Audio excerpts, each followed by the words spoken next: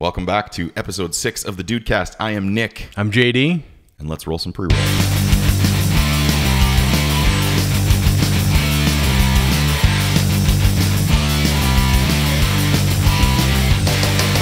So how you been, man? Good. I've been super busy. I'm just finally... I think this is the first opportunity we've really actually had to sit down because I've been so busy. It's just been wall to wall. And I think you've been the same. And it's just been kind of... nose to the grindstone and get through, and it's been like 6 weeks, and it's been like a month and a half, I think, since the last time we sat down. It's crazy. It's well, you had Stampede. Had Stampede, had a little shindig with the offspring, had a bunch of stuff in between as well, and just trying to keep up, and it just kind of snowballs, and next thing you know, it pours, right? Yeah, well, and I'm not complaining by any stretch. I never complain about those things. Like sometimes in the mix of it, like when you're day 9 into Stampede, you just want it kind of over. But it's by no means complaining. I mean, it's still good to work, and still good to get out there, and I enjoy it when I'm out there. It's just sometimes all it is a lack of sleep because you're For me, it's you're out. You're doing a lot of work, you're producing, and then you're getting stuff out, and you're going to sleep late, and you're getting up early, and then you're, because I still have office hours, right? So I'm still doing phone calls, emails, because, when 6 weeks is done, I still have to set up what comes in week 7, 8, 9, 10, 11, what comes. Because if I just sit there and like, oh, things are great, I'm super busy, and don't do anything for 6 weeks, and then at the end, I'm like kind of like a month and a half, 6 weeks of nothing, and that gets scary. Yeah, for sure. So you got to keep feeding the funnel. Yeah. Plus, you had family in town, I guess, too. Yeah, I had family as well for 2-3 weeks as well. Did you guys get out to the mountains? They got out to the mountains. I didn't. We did a lot of stuff in town. We managed to get to the Calgary Tower before it. The elevator snapped. We didn't get them stuck in there, which is funny because it was like the day or two before that happened. Wild. And one of the elevators was actually out. And the funny part is it's not funny, but one of my niece, actually, she didn't want to go up. She was petrified of going up and didn't want to go up. And her parents were like, well, we'll just stay down and you two go up. And I'm like, no, I've seen this 100 times. Like, you guys go up and, I'll stay with her. And we talked a bit, and then she decided that she wanted to go. So we went up with the food guy. Yeah.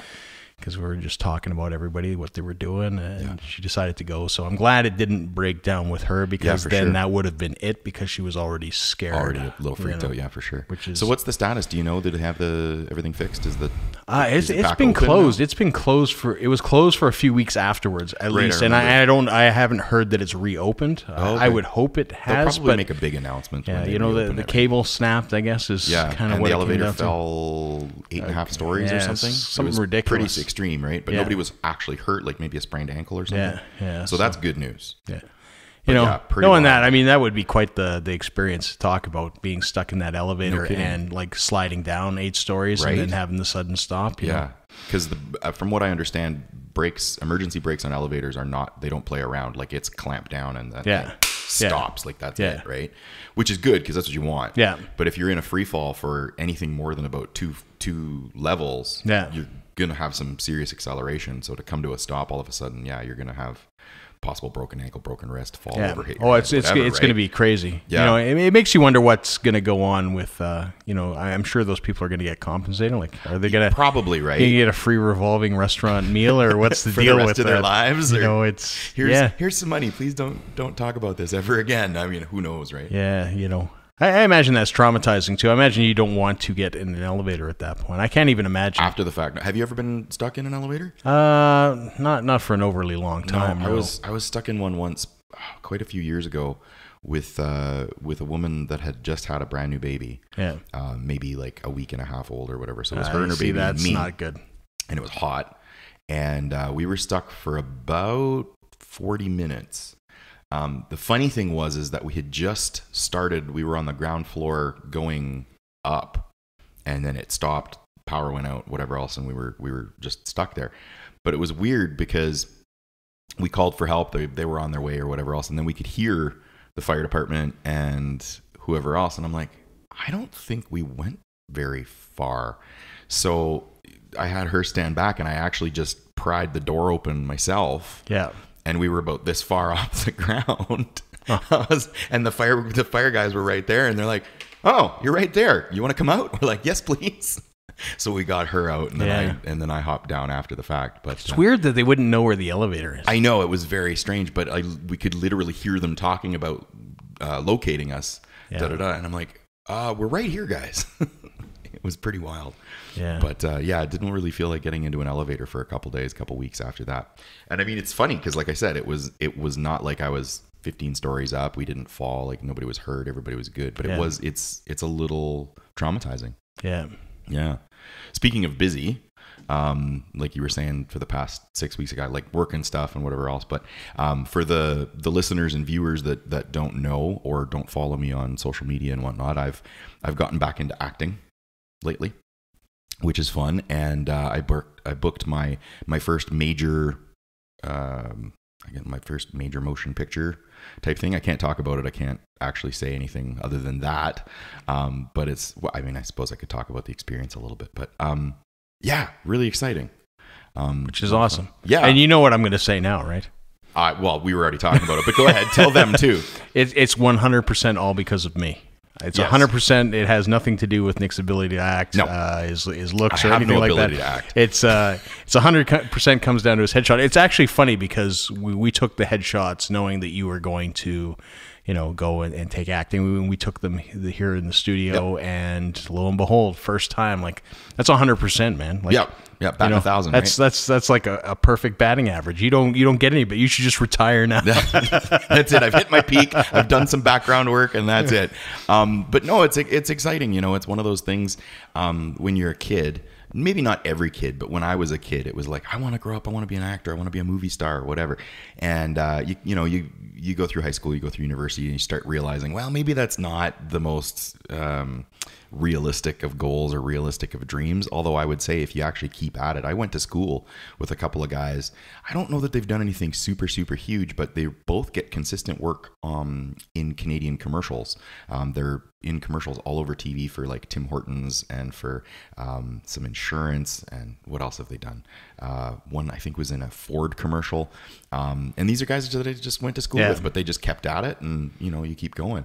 But yeah, it was really fun. I got the call and I just said yes, and let's go. And that's a big part of it is saying yes. And I mean, that's any opportunity that's kind of thrown. If there's 100%. Something that you want to do in life, and you're throwing an opportunity and you say no, that's kind of that's kind of it. Pretty much it. You might get another shot. You might, more, but you're better off to take the chance and just do it, and then at least you've scratched that itch. Now, I'm not saying that every opportunity is going to lead to that you're going to get one of the next Marvel characters in the next movie or anything like that. But what I'm suggesting is that if you don't take the chance, you'll never know.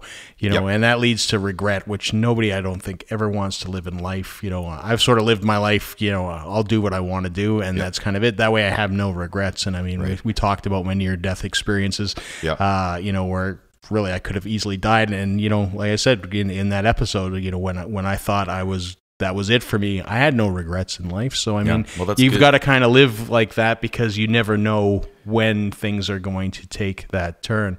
And that being said, I know people that have turned down stuff that where they really want it to go, and it's kind of like that's a mistake. It's really a mistake. You're gonna regret that at some point later on.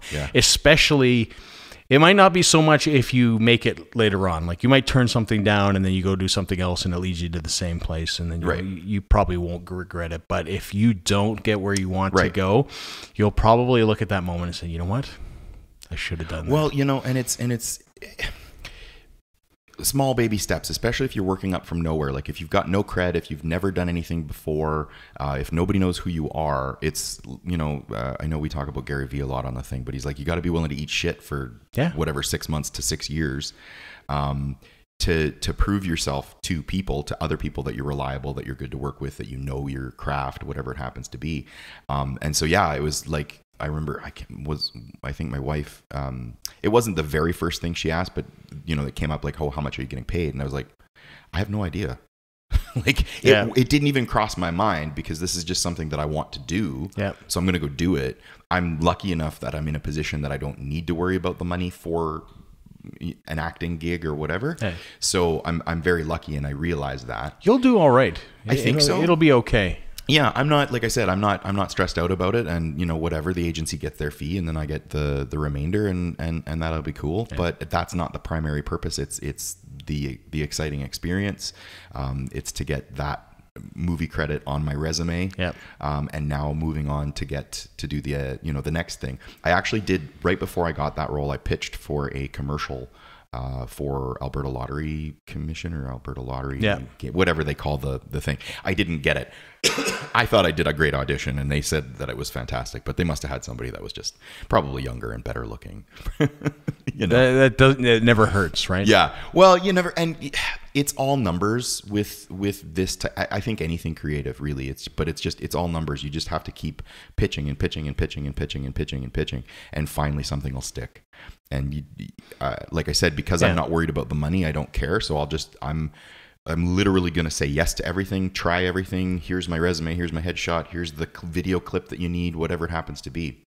Yeah. And just see what happens. The truth of the matter is that you just have to fit what their vision is and what they're looking for. And it's kind of interesting in this day and age of being inclusive, and don't say that people are in.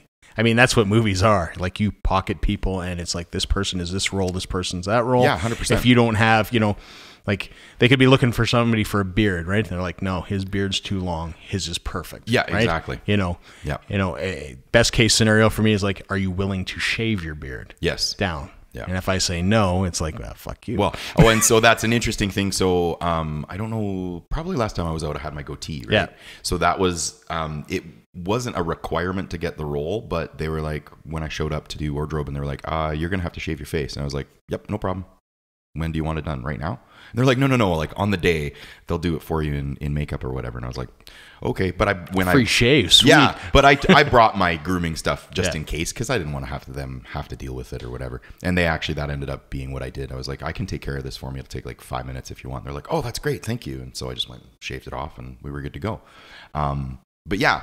Are you willing to do whatever it needs? Interestingly enough, though, about you were mentioning like types. Like, and I get, if you want to call it typecasting or pocketing or what do you call filling roles, filling roles specifically for movies. But there were a couple guys that were also there as background performers, and they were cops, not actual cops, but that was their role in the scene, and they looked like cops.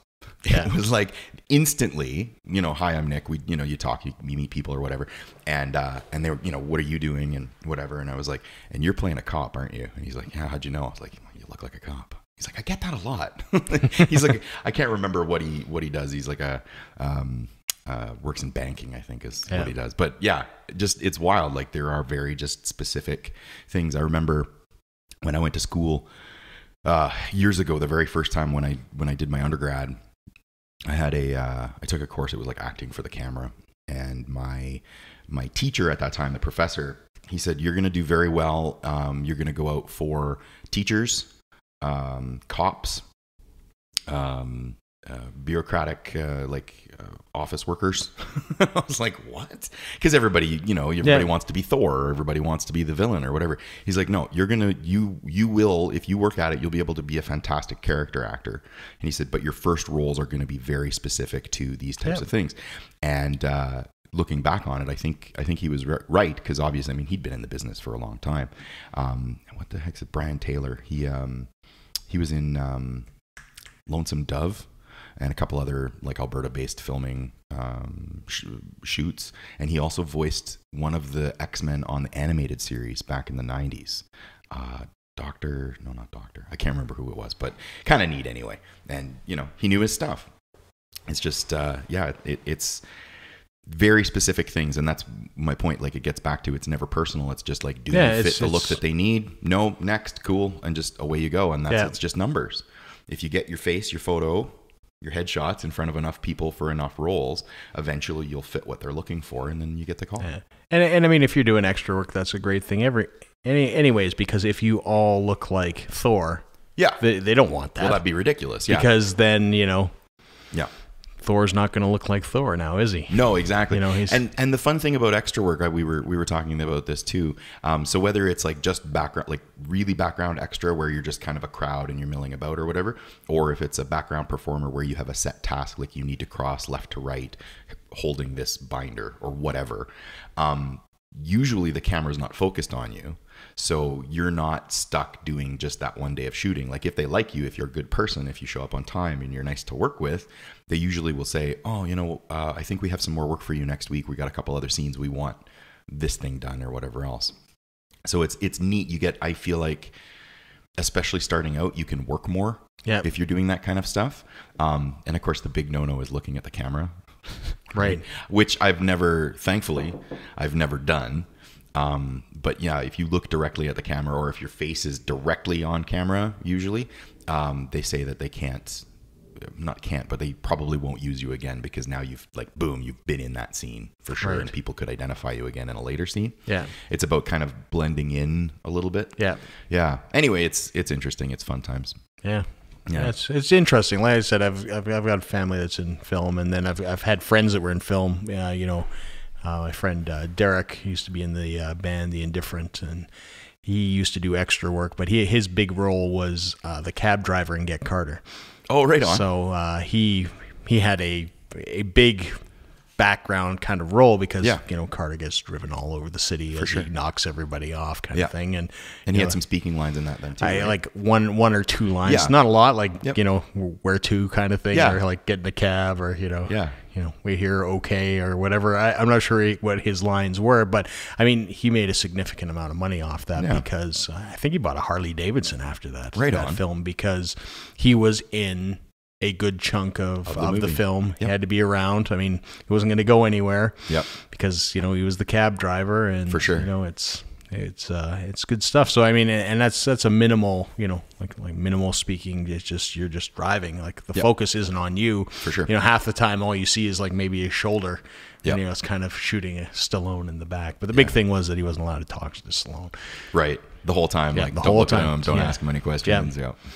Well, and that's hard too, because especially if you're in a cab, like that's a closed, confined space. The first thing you want to do when the camera, like when they stop rolling, is like, oh, you know, how's it go? Did you see the game last night or whatever? Yeah, it'd be so hard to sit there and not. I guess the rule is if they talk to you, you talk back. But if they don't talk to you, you don't talk to them. General rule. You know, the general rule. And I mean, a lot of people are, you know, super nice, and you'll have those conversations with some really big celebrities, you know. For sure, yeah. But yeah, it's definitely interesting work. Yeah. I'm not sure how huge it is here. I mean, we have a couple bigger productions now, but I'm not sure how, you know, robust the Alberta film industry is. And that's it. Like, I'm not looking at this as like a career change. Although if it were to happen, sure, absolutely great. Let's roll with it.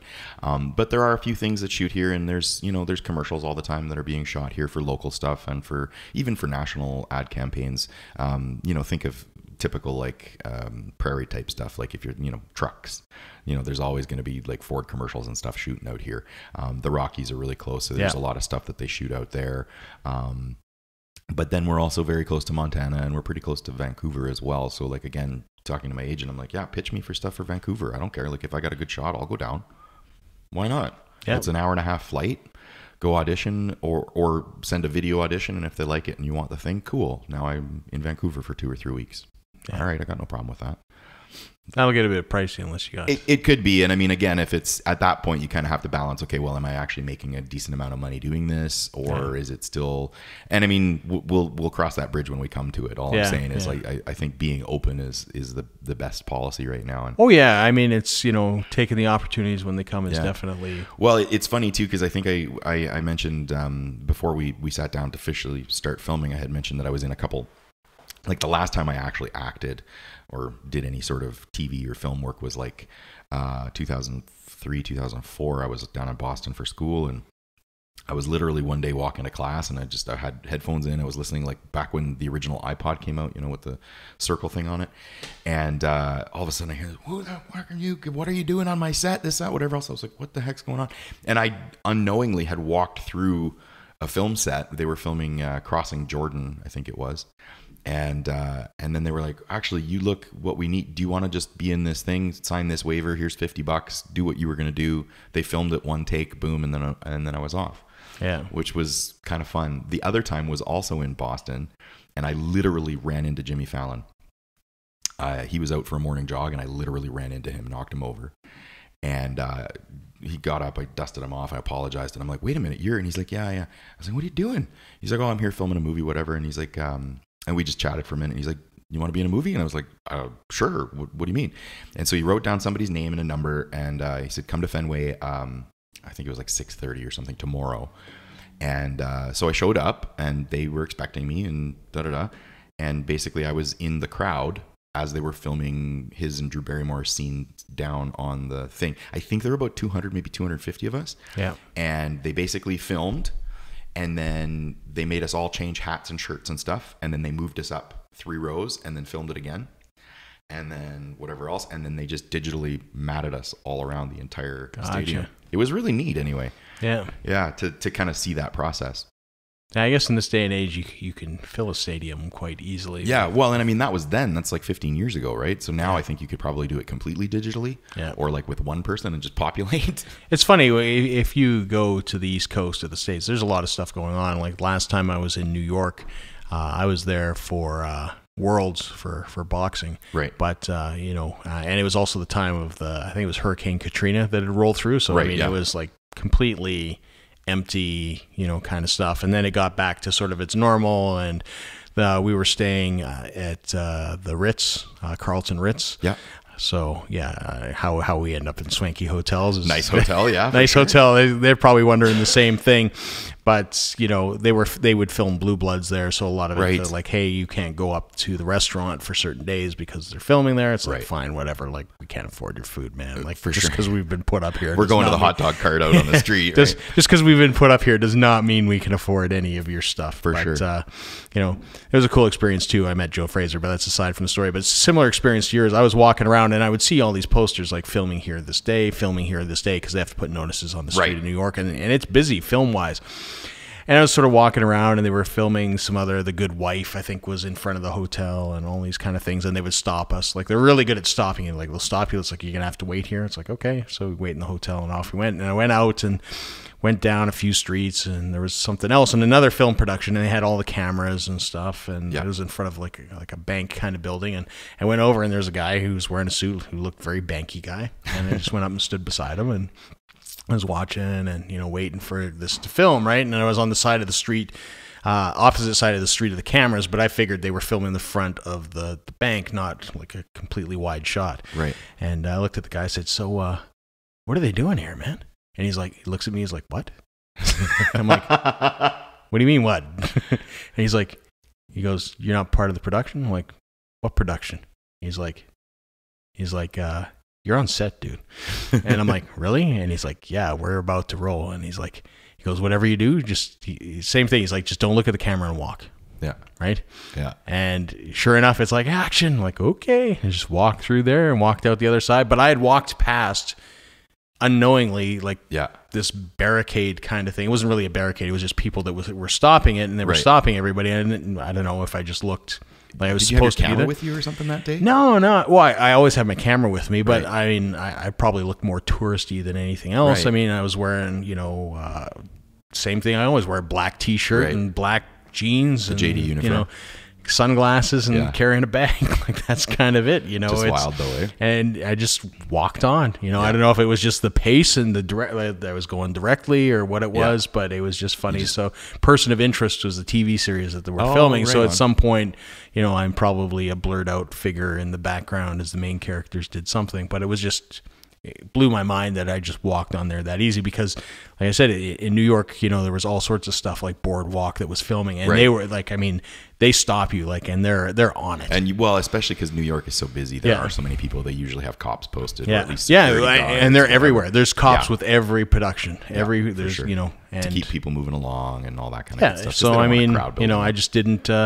I don't know. Well, also it's sometimes if you look like you know what you're doing, or you look like you know where you're going, like walking with purpose. Yeah, you get away with a lot of stuff. There's a funny video. I don't know if you've ever seen it, but it's like, can we get into restricted areas just by carrying a ladder? Yeah.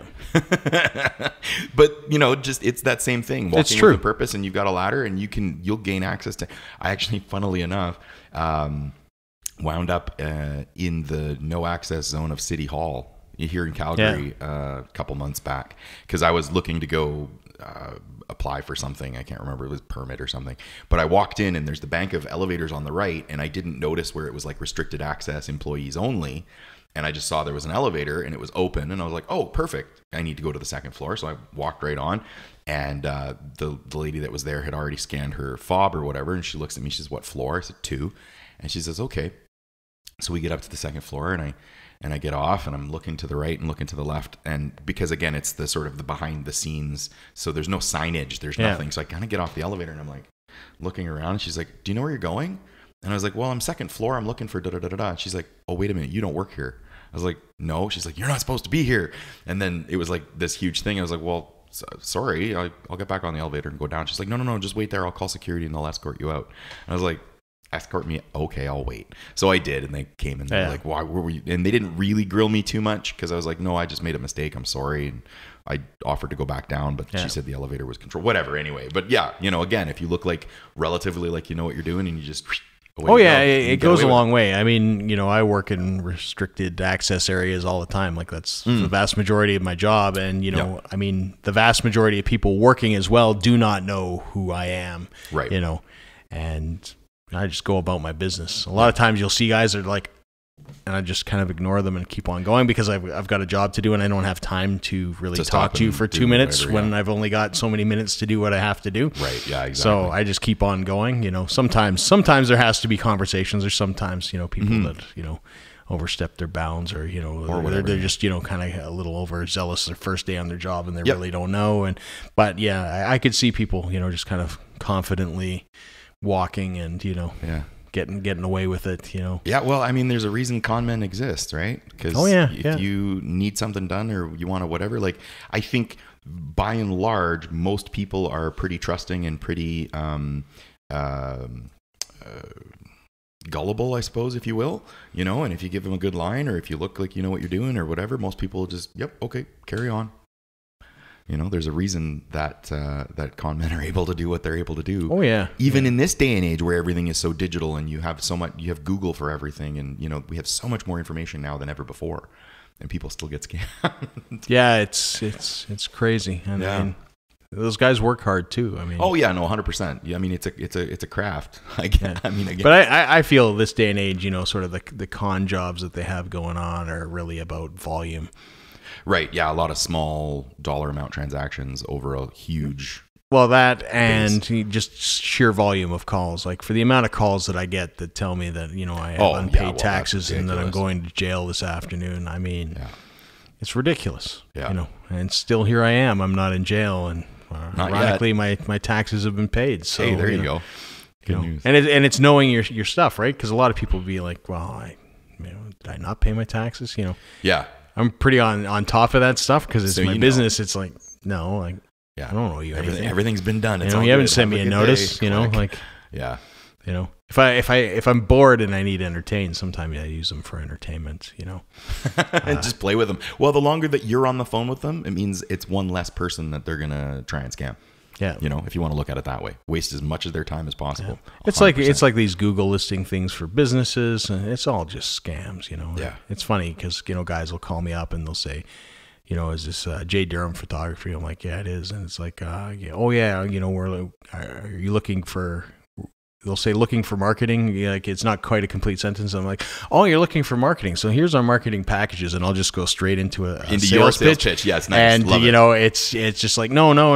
It's like, well, how big are you guys? And it's like, you know, and I had one guy, he got really upset. He's like, you're not big enough for us. I'm like, oh well, you know, well, good luck with your search for a new service, and you know, you know, thanks for your call and thanks for your time, and you can just tell the guys, you know, he's like, he's not having a good day ripping people off, and now he's, you know, knows that you're jerking his chain, and just, but to me that's kind of a little bit of justice, because you're wasting my time. Well, yeah, exactly. You know? and trying to scam people. Yeah. But that's all we got time for on this one.